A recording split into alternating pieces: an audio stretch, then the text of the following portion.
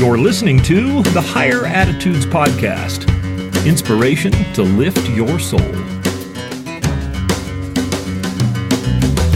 In the book of Mark, in the 9th chapter, we read about Jesus finding his disciples surrounded by a great multitude.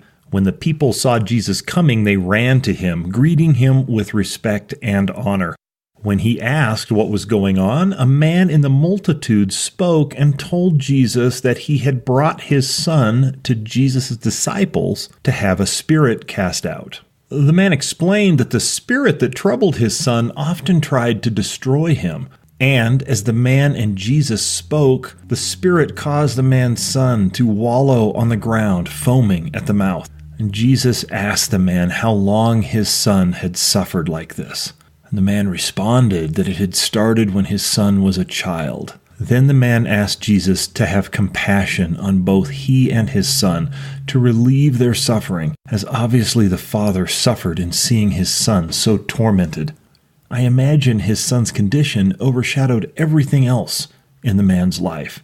And then Jesus said to the man, as recorded in verses 23 and 24 of Mark 9, "If thou canst believe, all things are possible to him that believeth."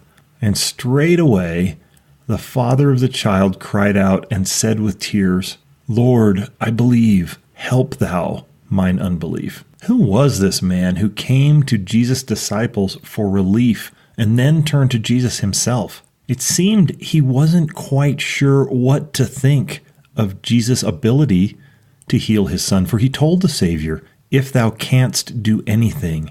This phrase shows that he was open to the idea that what people said of Jesus might be true.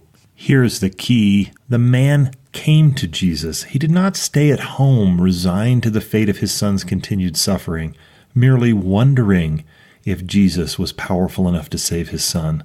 Apparently, when he heard of Jesus and the miracles he had done elsewhere, the man found hope for relief, and he sought out Jesus to beg relief from him. And when the Savior said to the man, "If thou canst believe," the man tearfully cried that he did believe. And surely he did, because he had taken action to seek out Jesus.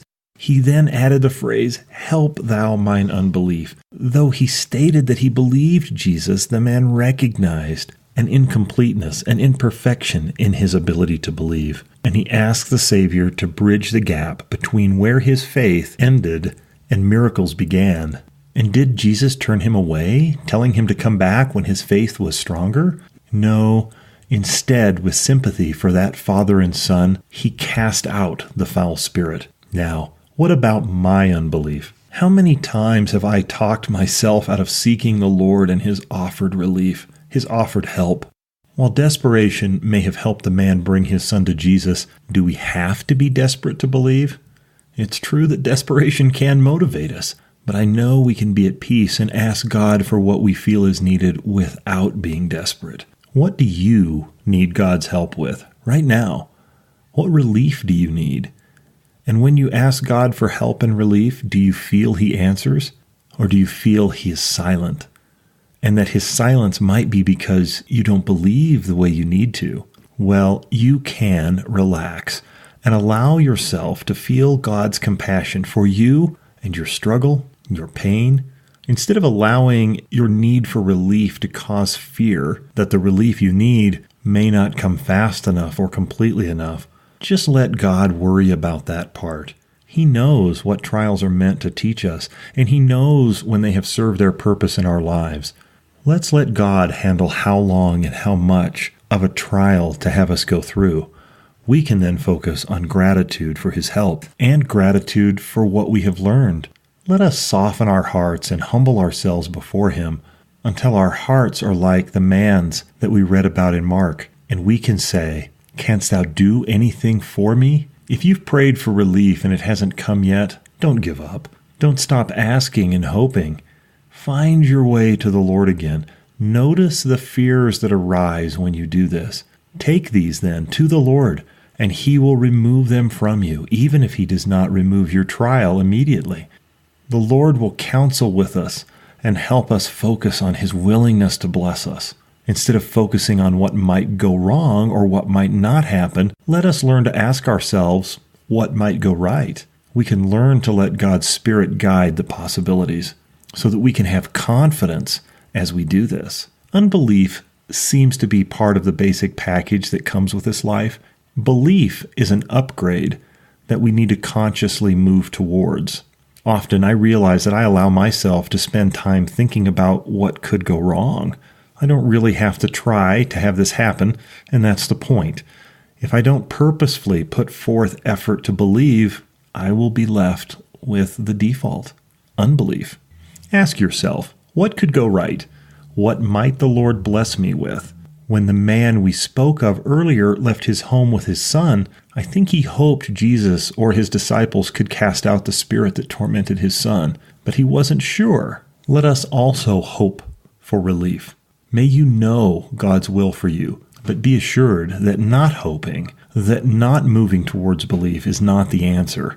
The scriptures are full of examples like the man and his son. The pages of the scriptures are filled with hope. As you read, won't you ask yourself if the Lord would be willing to bless you, to have compassion on you? Then step forward expecting the Lord to bless you. Ask Him to help your unbelief. Ask Him if He can do anything to help you.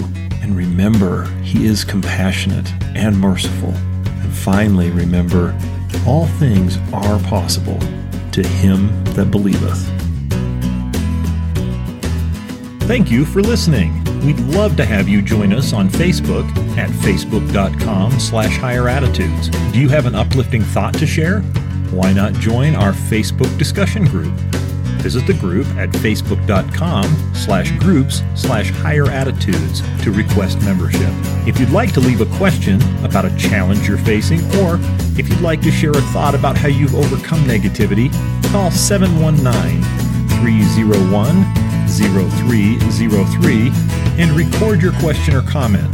Please note that carrier rates may apply. Again, call 719-301-0303 to leave a question or comment. We hope you've enjoyed the show, and we look forward to you joining us for the next episode of the Higher Attitudes podcast. Please remember that the advice offered in this show is intended for informational purposes only. Please read our full disclaimer in the show notes.